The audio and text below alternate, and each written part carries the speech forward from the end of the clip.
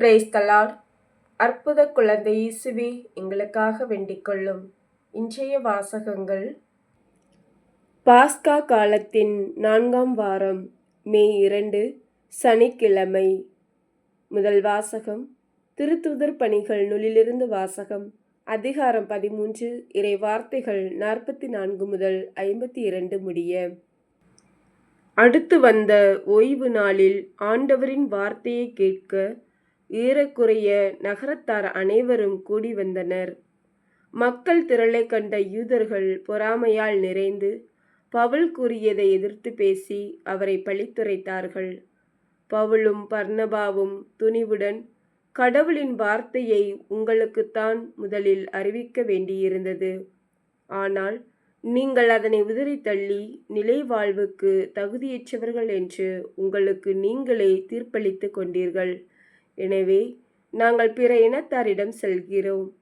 ஏனென்றால் உலகம் முழுவதும் என் மீட்பை அடைவதற்கு நான் உன்னை வேற்றினத்தாருக்கு ஒளியாக ஏற்படுத்துவேன் என்று ஆண்டவர் எங்களுக்கு கட்டளையிட்டுள்ளார் என்று எடுத்து கூறினார்கள்.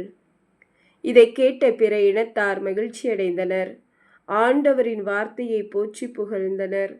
நிலை வாழ்வுக்காக குறிக்கப்பட்டோர் அனைவரும் நம்பிக்கை கொண்டனர். அப்பகுதி எங்கும் ஆண்டவரின் வார்த்தை பரவியது. ஆனால் யூதர்கள் கடவுளை வழிபட்டு வந்த மதிப்புக்குரிய பெண்களையும் நகரின் முதன்மை குடிமக்களையும் தூண்டிவிட்டு பவுலையும் பர்னபாவையும் இன்னலுக்குள்ளாக்கி அவர்களை தங்களது நாட்டிலிருந்து துரத்திவிட்டார்கள். அவர்கள் தங்கள் கால்களில் படிந்திருந்த தூசியை அவர்களுக்கு எதிராக உதறிவிட்டு இக்கோனியாவுக்கு சென்றார்கள். சீடர்களோ தூய ஆவியால் ஆட்கொள்ளப்பட்டு மகிழ்ச்சியில் திளைத்திருந்தார்கள். இது ஆண்டவர் வழங்கும் அருள்வாக்கு. இறைவா, உமக்கு நன்றி. பதிலுரை பாடல். திருப்பாடல் 98. பல்லவி.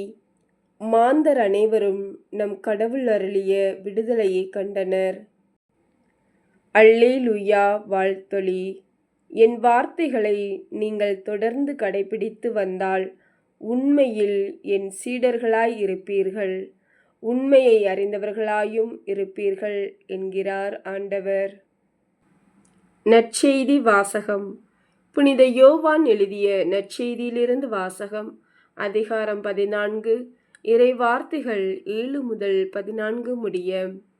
அக்காலத்தில் இயேசு தம் சீடரை நோக்கி கூறியது: நீங்கள் என்னை அறிந்திருந்தால் என் தந்தையையும் அறிந்திருப்பீர்கள்.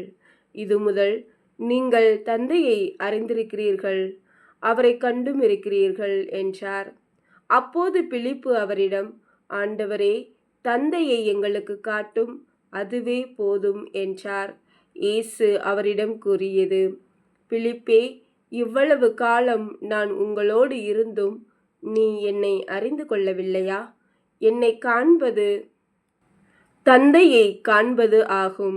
அப்படி இருக்க தந்தையை எங்களுக்கு காட்டும் என்று நீ எப்படி கேட்கலாம்? நான் தந்தையினுள்ளும் தந்தை என்னுள்ளும் இருப்பதை நீ நம்புவதில்லையா?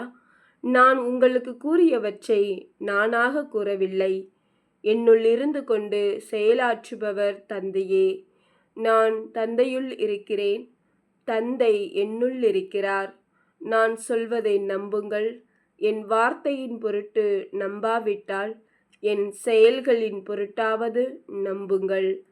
நான் செய்யும் செயல்களை என்னிடம் நம்பிக்கை கொள்பவரும் செய்வார். ஏன், அவற்றை விட பெரியவற்றையும் செய்வார். ஏனெனில் நான் தந்தையிடம் போகிறேன் என உறுதியாக உங்களுக்கு சொல்கிறேன். நீங்கள் என் பெயரால் கேட்பதையெல்லாம் நான் செய்வேன். இவ்வாறு தந்தை மகன் வழியாய் மாட்சி பெறுவார். நீங்கள் என் பெயரால் எதை கேட்டாலும் செய்வேன்.